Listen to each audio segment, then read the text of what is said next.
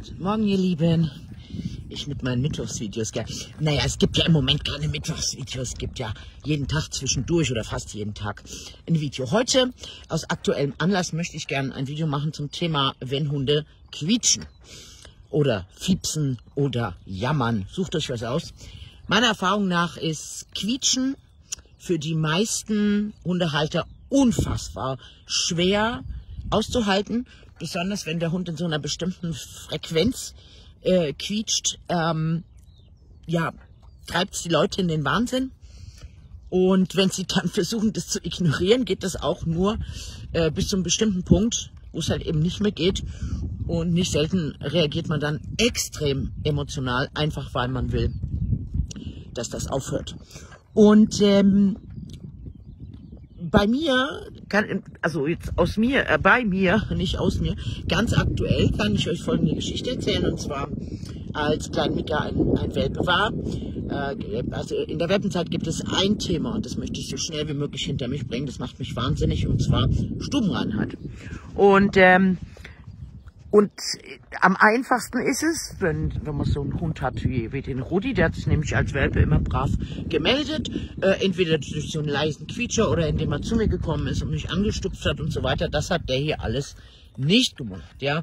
Das heißt, ich muss den sehr, sehr, sehr gut beobachten. Und dann hat es irgendwann angefangen. Der schläft ja nachts bei mir oben im Schlafzimmer, dass er sich gemeldet hat, dass er nämlich gequiekt hat, woraufhin ich natürlich aus dem Bett gesprungen bin, mir den Welpen unter den Arm geklemmt habe und den in den Garten gebracht hat. Und man muss sagen, dass er mich bei der ganzen Aktion nie in Anführungsstrichen verarscht hat. Das heißt, wenn er gefiepst hat und ich bin aufgestanden, bin mit ihm runtergegangen, dann hat er auch tatsächlich immer Pipi und Kaka gemacht, weil es gibt natürlich auch Welpen oder Hunde, denen einfach langweilig ist und die im 0, nix schnallen. Aha, wenn ich hier so ein Geräusch von mir gebe, dann springt jemand auf und kümmert sich um mich. Das ist übrigens auch der Grund, warum das Abgewöhnen des Quietschen als Ausdruck von mangelnder Frustrationstoleranz wirklich, wirklich nicht so einfach ist. So, jetzt ist der kleine Mann aber ja älter und wir haben uns so einen Rhythmus gefunden, dass ich gehe immer relativ früh ins Bett und mein Mann relativ spät. So, und dann hat mich der Mika so regelmäßig geweckt gegen 7 Uhr oder sowas. 7. Also für meine Verhältnisse einfach zu früh. Und dann bin ich aufgestanden und runtergegangen, habe ihn in den Garten gelassen und dann hat er so Pisi gemacht, so ein bisschen langweilig in der Weltgeschichte rumgeguckt. Und irgendwann, man redet ja nicht darüber, hey, wann hast du nachts den Hund rausgelassen? Irgendwann habe ich mich bei meinem Mann darüber beschwert und habe gesagt, du, irgendwie, keine Ahnung, was mit dem Hund los ist, der holt mich so früh aus dem Bett. Und dann sagt mein Mann, hä? Wann hat er dich heute rausgeholt? Und dann habe ich gesagt, naja, so gegen 7. Und er sagt, das kann doch nicht sein, ich habe den um 3 rausgelassen. Und dann haben wir vereinbart, mein Mann und ich, dass wenn er abends den Hund rauslässt, dass er mir eine kurze WhatsApp schickt, um wie viel Uhr der Hund draußen war. Damit ich einschätzen konnte, ich meine, das ist ja jetzt kein Welpe mehr, muss der wirklich raus oder verkackeiert der mich hier gerade? Ja, und dann habe ich angefangen, natürlich, wenn ich wusste, aha, ne, keine Ahnung, 3 Uhr nachts war der Hund draußen und um 7 Uhr sagt er, hey, hol mich aus dem Bett, das zu korrigieren. Ja, das heißt, ich habe ganz normal mit einem Gelb korrigiert, also auf den Hund zeigen.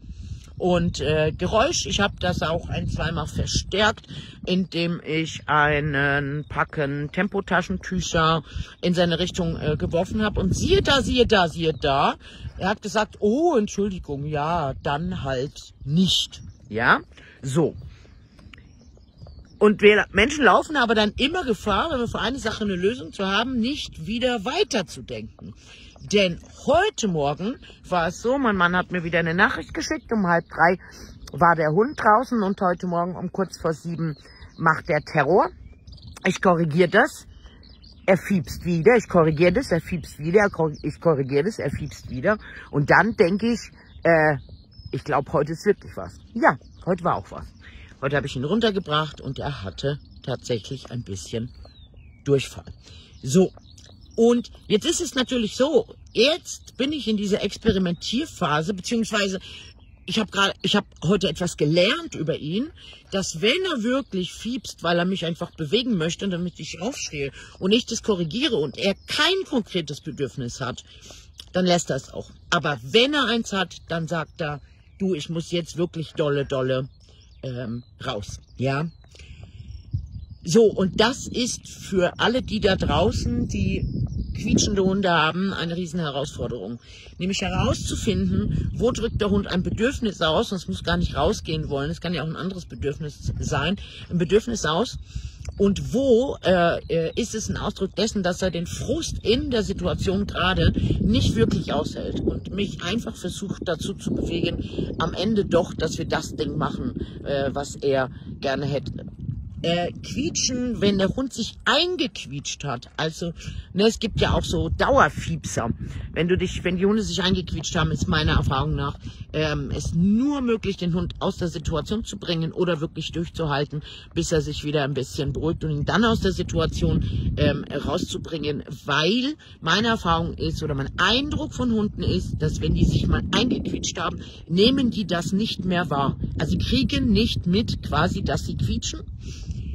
Was man tun kann, das habe ich schon sehr erfolgreich eingesetzt, ist dem Hund, wenn er quietscht und man den Eindruck hat, der merkt gar nicht, was er da tut, sein ganz weiches, breites Haargummi, also sein weiches, nicht die engen, über die Schnauze zu stülpen, weil dann nimmt der Hund seine Schnauze wieder wahr und kriegt auch wieder mit, aha, da bewegt sich was.